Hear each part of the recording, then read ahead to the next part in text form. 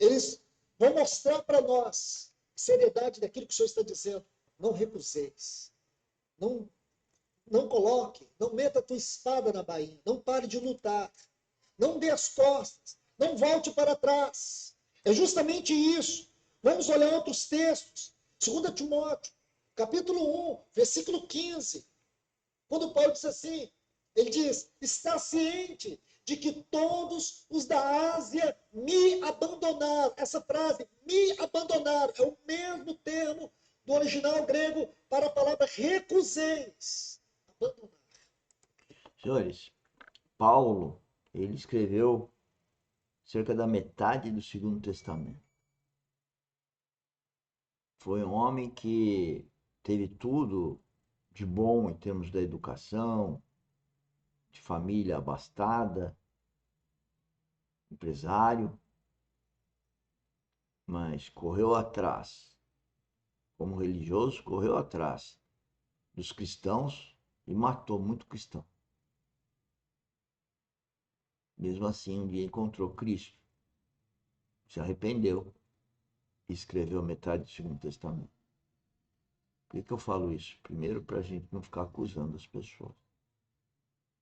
Todos nós temos um caminho. Não podemos querer julgar os outros. De forma alguma.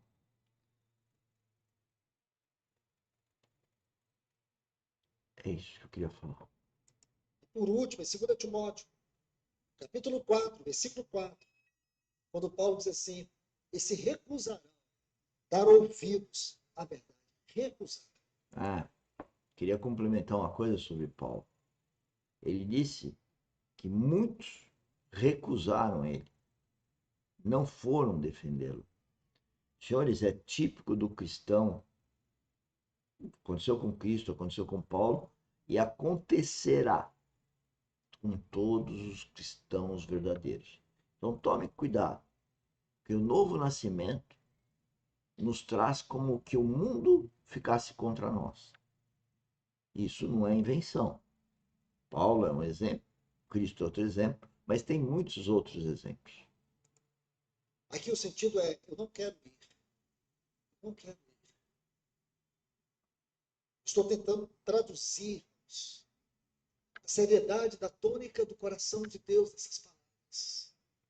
Porque depois que você examina tudo isso, você deixa de olhar para quem escreveu. Digo mais, com reverência. Você até chega a deixar de olhar o que está escrito, para você fechar os olhos e sentir o coração de Deus nessas palavras para nós. De um Deus amoroso, que está vendo a hora que nós estamos vivendo. Hora de angústia, de desânimo. Hora em que muitos estão se deixando distrair. Hora em que muitos estão recusando caminhar. Hora em que muitos estão colocando as suas espadas na bainha, como disse Pedro, vou pescar. Desistindo. Dando as costas para o Senhor. E nós podemos dar as costas, como eu li esses textos, para poder traduzir um pouco a força dessa palavra, recuseis. Para mostrar que existem muitas formas de nós recusar ouvir a voz de Deus. Vocês ouviram? Existem muitas formas de recusar ouvir a voz de Deus. Muitas formas. E o mundo nos seduz, nos deixa ou nos atenta para não escutar a voz de Deus. E aqui estamos reforçando esse alerta, porque esse é o nosso grande problema.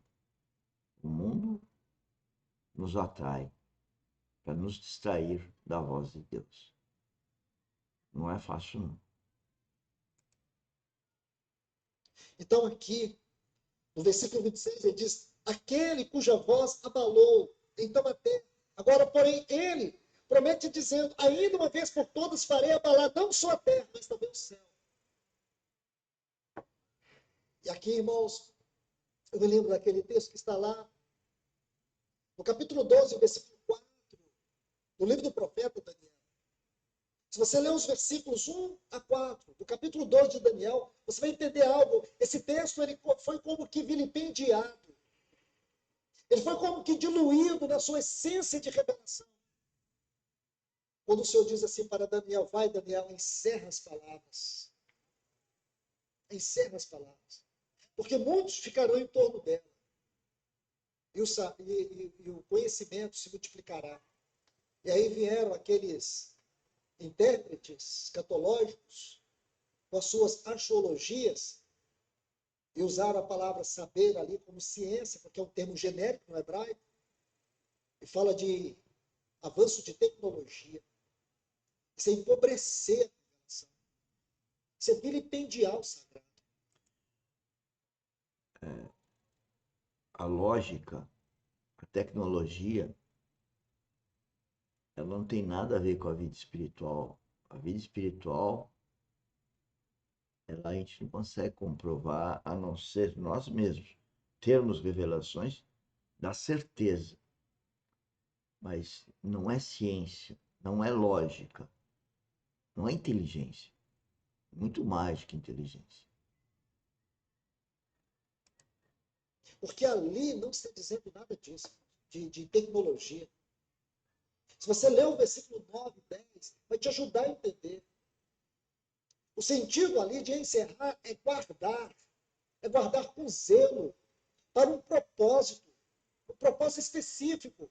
Porque agora chegou o momento em que eu creio que para mim e para você, para aqueles que amam a volta do Senhor, para aqueles que estão batalhando para se comprometer com aquilo que Deus está comprometido, para essa noiva que anela o Senhor, essa noiva que não está encontrando mais prazer neste mundo, essa voz fará todo sentido.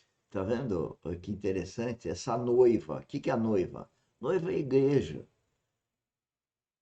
Noiva é o corpo de Cristo. A noiva são as pessoas que nasceram de novo. E você viu que ele falou que a noiva não se interessa mais pelo mundo? É isso que acontece conosco.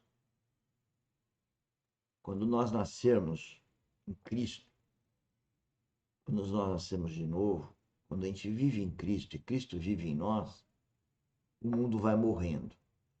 Como uma pedra de gelo que vai derretendo, o mundo vai morrendo.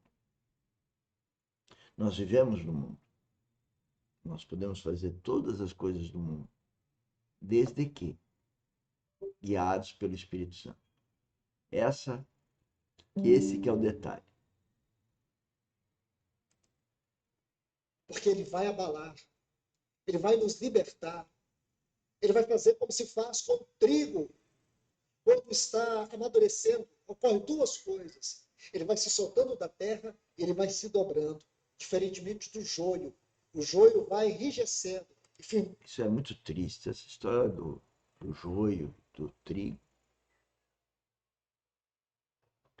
Eu vejo que é muito triste porque a gente vê pessoas próximas, pessoas amadas, muito amadas, e que elas se comportam como joio.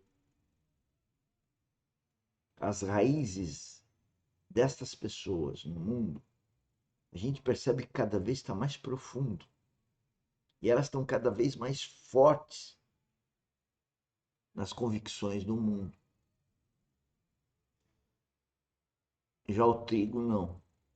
O trigo enverga, a raiz não desenvolve, é curtinha. Porque o trigo representa um cristão verdadeiro.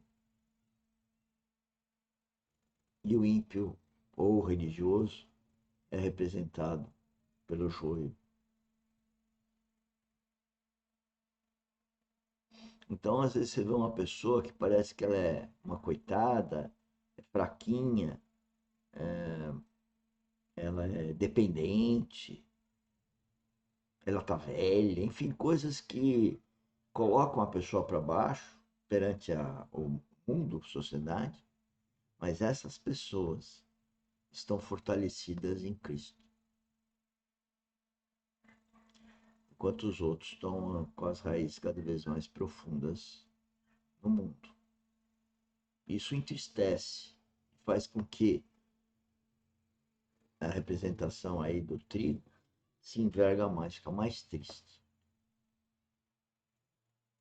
por ver as pessoas amadas nesse plano Manda suas raízes na terra.